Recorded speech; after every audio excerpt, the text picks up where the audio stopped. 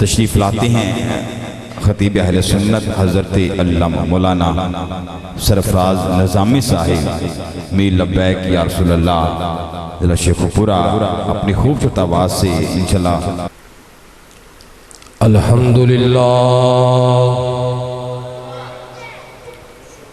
अल्हम्दुलिल्लाहि रब्बिल आलमीन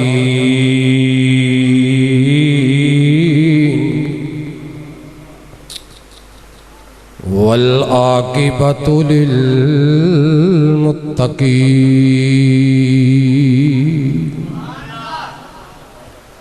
सलातो वस्सलामु अलैका अला सय्यिदिल अंबिया वल मुरसलीन। अम्मा बाद फ़अऊज़ु बिल्लाहि मिनश शैतानिर रजीम। बिस्मिल्लाहिर रहमानिर रहीम। लितुमिनु बिल्लाहि व रसूलिहि व तुअज़्ज़िरुहु व तुवक्किरुहु व तुसब्बिहु बुक्रतन व असीला।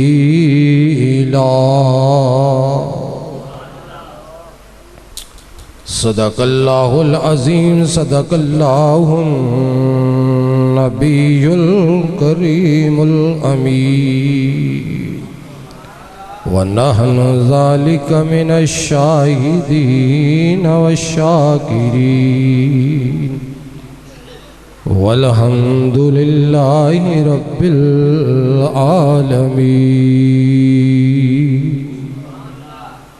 काला तबारक व तआला फी शान हबीबिही इन्नल्लाह मलाइकतहु युसल्लूना अलन नबी या अय्युहल्लज़ीना आमनू सल्लु अलैहि व सल्लिमू तस्लीमा। दुरूद पढ़ो सरकार दी बारगाह दी। अस्सलातु वस्सलामु अलैका या रसूल अल्लाह। सलातु वस्सलामु अलैका या हबीबल्लाह।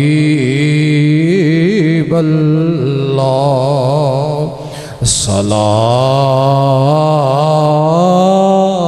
वस्सलामु अलैका या नबी अल्लाह। सलातु वस्सलामु अलैका या नूर अल्लाह।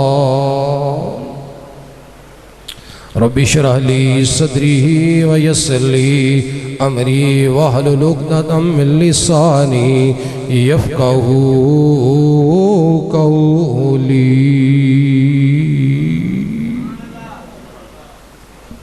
अल्लाह की हम्द सना लातदाद दुरूद सलाम अहमद मुस्तफ़ा मोहम्मद मुस्तफ़ा सल्लल्लाहु अलैहि वसल्लम दे दरबार दुरे बार के अंदर नजराने मोहब्बत नजराने अकीदत पेश करने तो बाद आज दी ये पाकीज़ा महफल बसिलसिला ताजदार ख़त्म नबूवत दे सिलसिले अंदर मुनक्कद पजीर है।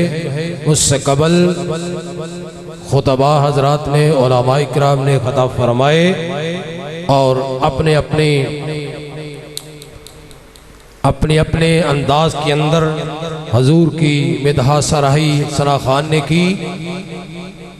मैं आपके सामने तहरीक लब्बैक या रसूलुल्लाह सल्लल्लाहु अलैहि वसल्लम का एक खादम होने की हैसियत से आपके सामने हाजिर हूँ। जो हम ये नारा लगाते हैं ख़त्म नबूवत का, पहले तो हमें इसका मतलब पता होना चाहिए। बहुत सारे लोग हैं जिनको ख़त्म नबूवत के बारे में कोई इल्म नहीं होता। ख़त्म नबूवत का मायना क्या है? कि हुजूर के बाद नबूवत का दरवाज़ा, आप आखिरी नबी हैं, आपके बाद कोई नबी पैदा नहीं होगा, कोई नबी पैदा नहीं होगा। और जब ये नारा लगता है तो किन को तकलीफ होती है पता है?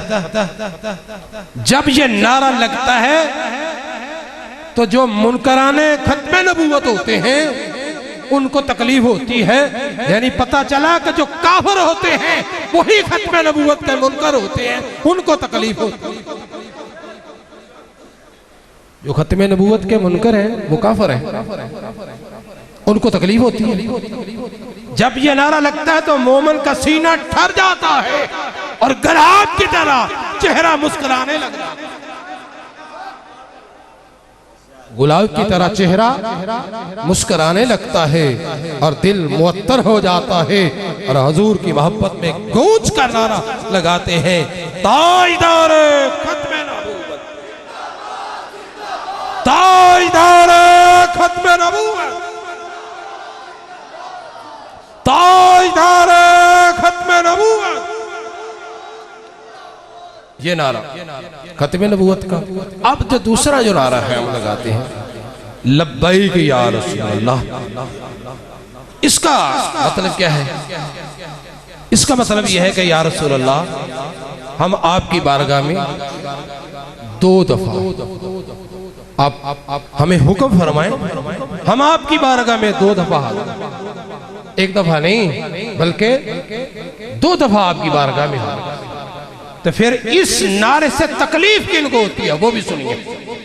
इस नारे से किन को तकलीफ होती है वो भी सुनिए। क्यों? जब हम नारा लगाते हैं तो हमारे सीने थर जाते हैं, हमारा ईमान बढ़ जाता है, हमारे इश्क में इजाफा हो जाता है, हम मचल जाते हैं, हमारे सीने ठर जाते हैं, हमारे चेहरे गुलाब की तरह जगमगाने लगते हैं, गुलाब की तरह खिल जाते हैं। जब ये नारा लगता है तो मुनकराने या रसूल अल्लाह को तकलीफ होना शुरू हो जाती है। जो मुनकराने या रसूल अल्लाह होते हैं उनको क्या होता है? उनको तकलीफ होती है। मालूम हुआ कि ये जो दोनों नारे हैं ये किन के हिस्से में आए हैं? ये अहले सुन्नत और जमात के हिस्से में। ऊंची जात, ऊंची जात अल्लाह दी है, ऊंची जात, ऊंची जात, ऊंची जात, उस तो बाद ऊंची जात मुस्तफा दिए, उस तो बाद ऊंची जात मुस्तफा दिए, बादल अंबिया, उस तो बाद ऊंची जात सदीक़ अकबर दिए, उस तो बाद ऊंची जात उमर फारूक की है, उसके बाद ऊंची जात उस्मान गनी की है, उसके बाद ऊंची जात मौला कायनात रज़ी अल्लाह। नारे तहकीक, नारे तहकीक, नारे तहकीक, नारे हैदरी, नारे गौसिया। पता चला ऊंची जात किसकी है? अल्लाह की है। ऊंची जात किसकी है? मुस्तफा की है। ऊंची जात, उसके बाद ये लोग फिक्रा जरूर कहे कि ऊंची जात अल्लाह की है, उसके बाद ऊंची जात मुस्तफा की है, उसके बाद ऊंची जात सदीक़ अकबर की है, उसके बाद ऊंची जात उमर फारूक की है, उसके बाद ऊंची जात उस्मान गनी की है, उसके बाद ऊंची जात मौला कायनात। ये फर्क होना चाहिए, ये फर्क होना चाहिए। ये जवाब उलमा को देने पड़ते हैं। मैंने आपके सामने आयत पढ़ी, लितुमिनु बिल्लाहि व रसूलिही, ईमान लाओ अल्लाह पर, व रसूलिही, उसके रसूल पर। ये ईमान है। आमनतु बिल्लाहि व मलाइकतिही व कुतुबिही व रसूलिही वल यौमिल आखिर वल कदरि खैरिही व शर्रिही मिनल्लाहि तआला वल बासी बादल मौत। ईमान लो अल्लाह पर, उसके रसूल पर। जब ईमान ले आए उसके बाद क्या करना है? सूरह फतह उसकी ये आयत है। आगे अल्लाह ताला क्या फरमाता है? ईमान लाने के बाद क्या करना है? लितुमिनु बिल्लाहि व रसूलिही व तुअज्जिरुहु व तुवक्किरुहु। ईमान लाने के बाद मेरे नबी की ताज़ीम भी करनी है और ताक़ीम भी।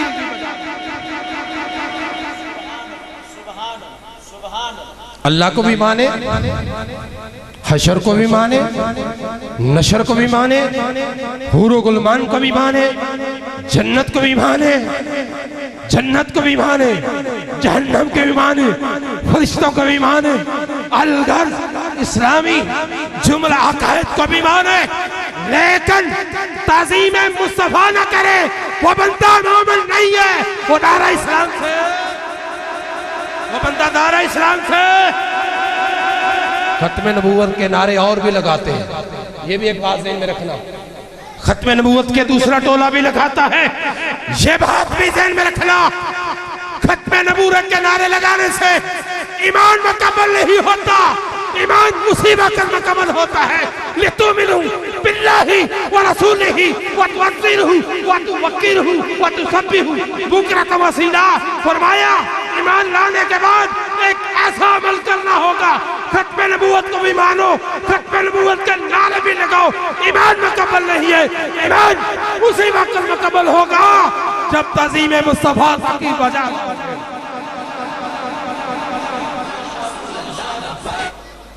ताज़ीम मुस्तफा ये जरूरी है।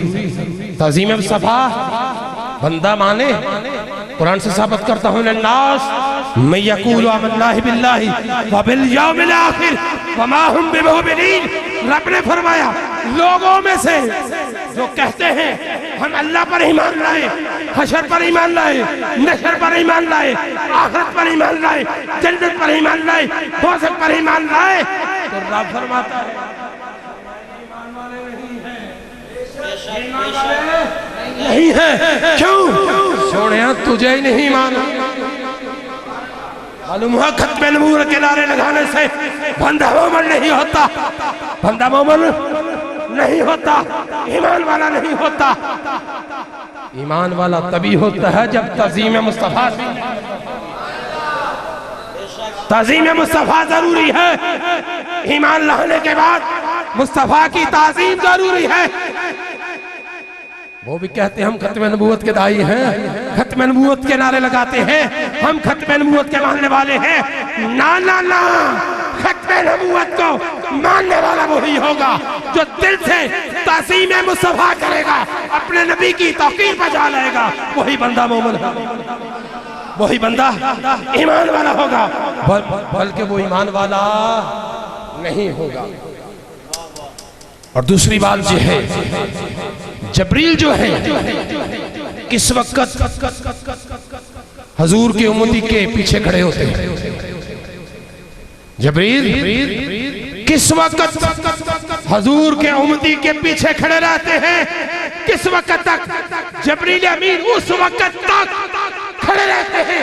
मेरे मुस्तफा करीम सल्लल्लाहु अलैहि वसल्लम ने हिसान बिन साबित को फरमाया, हिसान मिंबर पर खड़े हो जा और मेरे गुस्ताखों का मुंह तोड़कर जवाब दे दे, इनका मुंह तोड़ दे। जब तक तू मेरे गुस्ताखों को मुंह तोड़ जवाब देगा तो तेरी पुष्ट पर जबरील खड़े रहे, तेरी पुष्ट पर जबरील खड़े रहेंगे। नमाज पढ़, जबरील नहीं खड़े होंगे। हज कर, जबरील नहीं खड़े होंगे। ज़कात दे, जबरील नहीं खड़े होगा।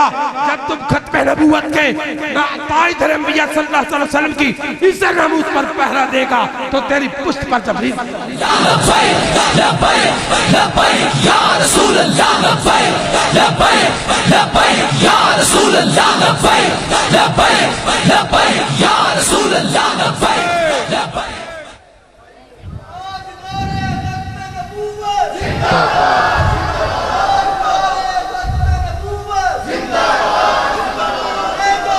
इन्हें माना, इन्हें माना, इन्हें माना।